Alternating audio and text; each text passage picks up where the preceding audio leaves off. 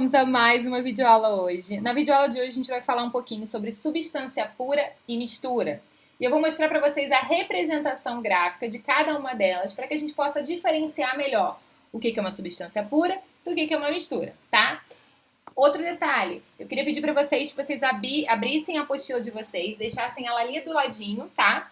Porque a gente vai estar fazendo um exercício juntos na nossa videoaula de hoje. Tudo bem? Então vamos começar? Bom, a gente aprendeu que matéria é tudo aquilo que tem massa e ocupa um lugar no espaço, certo?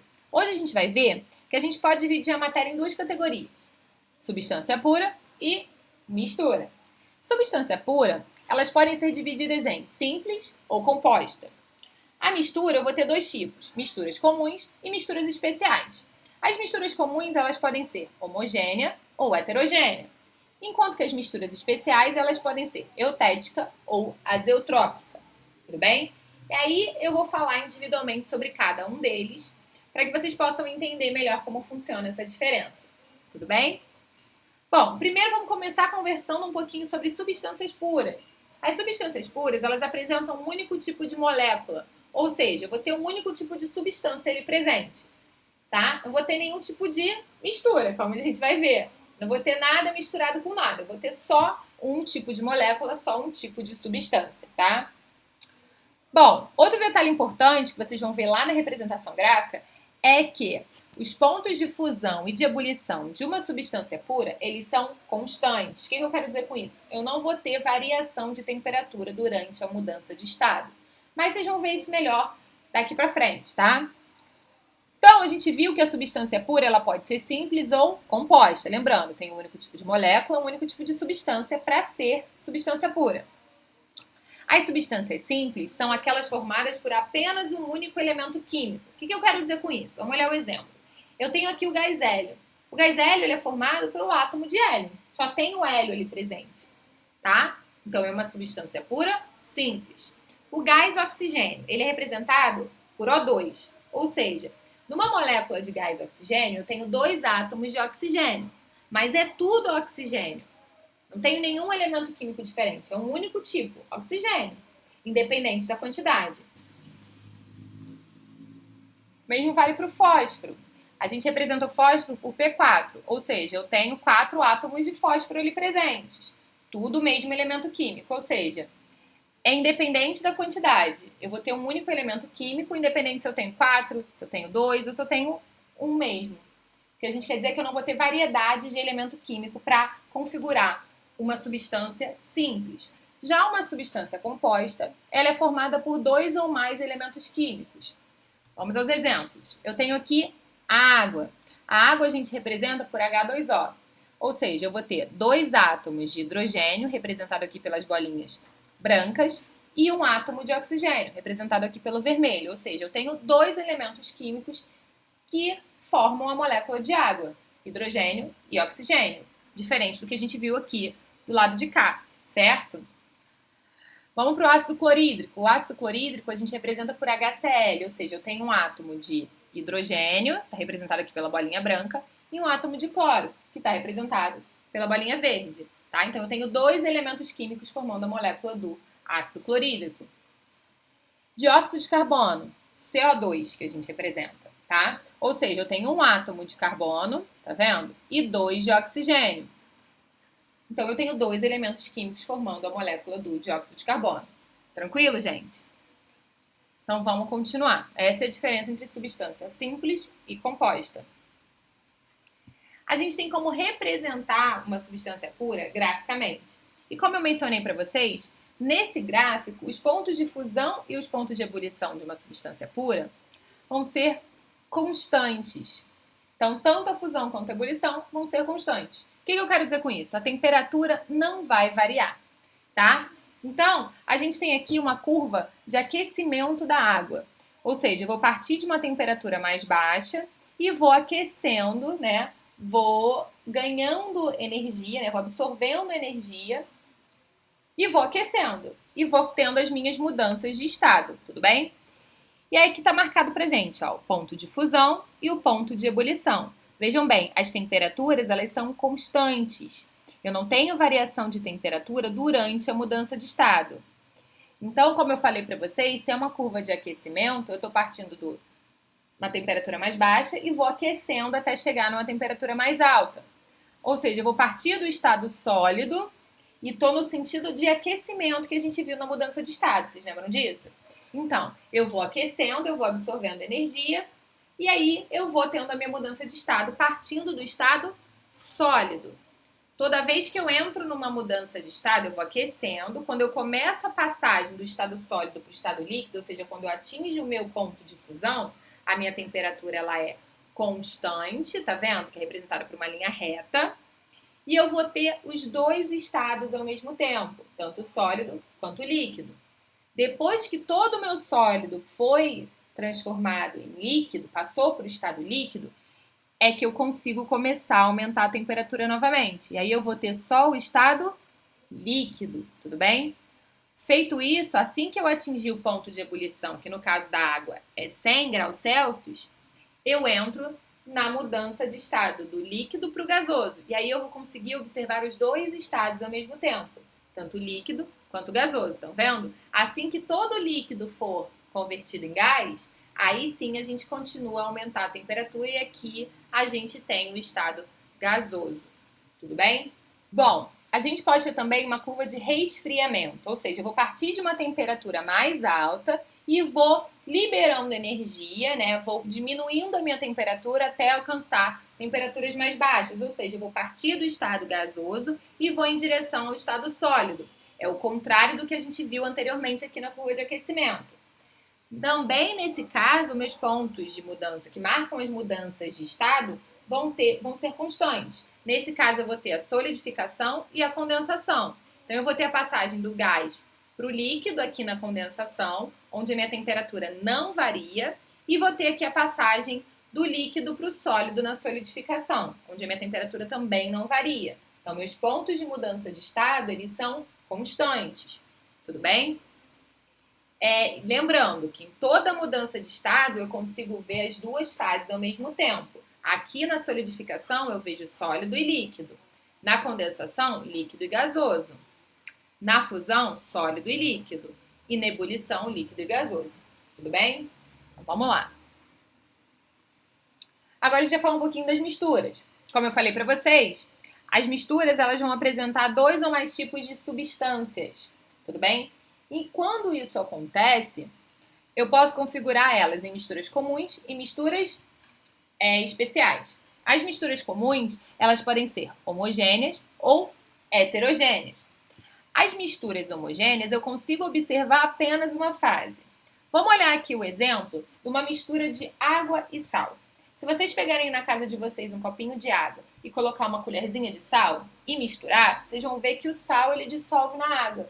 E a gente acaba vendo uma única fase. Eu só vejo água, eu não consigo ver o sal que eu coloquei ali. Eu sei que ele tá ali, porque eu coloquei, mas eu não enxergo ele. A não ser que eu coloque um excesso de sal, mas aí já é um outro quesito, tá? A gente está trabalhando aqui no limite que a água consegue dissolver, tudo bem? Então, eu enxergo apenas uma fase. Isso é ser uma mistura homogênea, tá? Nesse caso, se eu enxergo uma única fase, eu digo que ela é monofásica. Agora, se eu enxergo duas ou mais fases, eu digo que a minha mistura ela é heterogênea. Vamos ao exemplo. Eu tenho uma mistura de água e óleo. Vocês pegarem na casa de vocês um pouquinho de água e colocar um pouquinho de óleo dentro, vocês vão ver que a água e óleo não se misturam. Então, vocês vão ver com clareza duas fases. Ou seja, eu estou olhando para uma mistura heterogênea. Se eu vejo duas fases, a minha mistura ela é bifásica. Se eu vejo 3 fases, minha mistura ela é trifásica. 4 fases, tetrafásica. A partir disso, 5, 6, polifásica. Tudo bem? Então, isso eu quero que vocês entendam. Homogênea, eu vejo uma única coisa, uma única fase. Heterogênica, eu vou ver duas ou mais, tá? Como eu falei para vocês, a gente pode representar graficamente também uma mistura comum, tá? Seja ela homogênea ou heterogênea, a representação gráfica ela vai ter uma característica comum, que é o ponto de ebulição e o ponto de fusão variáveis. O que eu quero dizer com isso? A temperatura ela varia durante a mudança de fase. Vejam bem, lá nos gráficos de substância pura, a gente viu que eu tinha ponto de fusão e ponto de ebulição constante, ou seja, era uma reta aqui, ó. Vejam, do início do ponto de fusão aqui até o final dele, né, no início da mudança de estado, até que todo o sólido tenha se convertido em líquido, a minha temperatura ela continua aumentando, tá vendo? E o mesmo vale aqui para o ponto de ebulição, a temperatura continua aumentando. Então a gente diz que os pontos de ebulição e de fusão, eles são variáveis, ou seja, a temperatura aumenta, ela varia ao longo da mudança de fase. Tudo bem? Agora a gente vai falar um pouquinho sobre as nossas misturas especiais. As misturas especiais, elas podem ser eutética e azeotrópica. E a diferença também está no ponto de ebulição e no ponto de fusão. No caso da mistura eutética, eu vou ter ponto de fusão constante e ponto de ebulição variável. Vejam bem, o ponto de fusão aqui, ó, ele está constante, estão vendo? Não tenho alteração de temperatura, mas no ponto de ebulição eu tenho. Vendo? A minha temperatura ela está aumentando. No caso da mistura azeotrópica, é o contrário. Eu vou ter o ponto de fusão variável e o ponto de ebulição constante, ó. No meu ponto de fusão aqui, ele varia, minha temperatura continua aumentando durante a mudança de estado. Enquanto que no ponto de ebulição, não. Eu mantenho ele constante, a temperatura não varia. Tudo bem? A principal diferença é essa que eu quero que vocês se atenham. São essas diferenças de representação gráfica. Tudo bem? Bom, agora abram aí a apostila de vocês, que eu pedi para que vocês deixassem aí do ladinho. Página 15, exercício número 7, tá? Qualquer coisa, pausem o vídeo, abram a apostila e aí retomem novamente. Então, vamos lá. Essa imagem que vocês estão vendo é igualzinha da apostila de vocês, tá? E aí ele fala o seguinte, ele mostra um gráfico que mostra o comportamento de uma determinada substância inicialmente no estado sólido. Então, ele está me dizendo que eu estou começando o meu processo no estado sólido, tá bom? E aí ele mostra esse gráfico lá durante o aquecimento a 1 atm de pressão. Com base nessas informações, ele pede para que a gente responda uma série de perguntas. Tudo bem? Então, vamos fazer a nossa avaliação inicial. Ele diz que eu começo no estado sólido. Então, esse trechinho aqui, ó, eu estou no estado sólido. Comecei a aumentar a temperatura. O que a gente viu? Que quando eu tenho temperatura constante, eu estou marcando uma mudança de estado. Geralmente, né? Nesse caso aqui, a gente já pode observar que trata-se de uma substância pura, porque os meus dois pontos, ó, de fusão e de ebulição, eles são constantes. Tudo bem? Então, eu estou olhando para uma substância pura.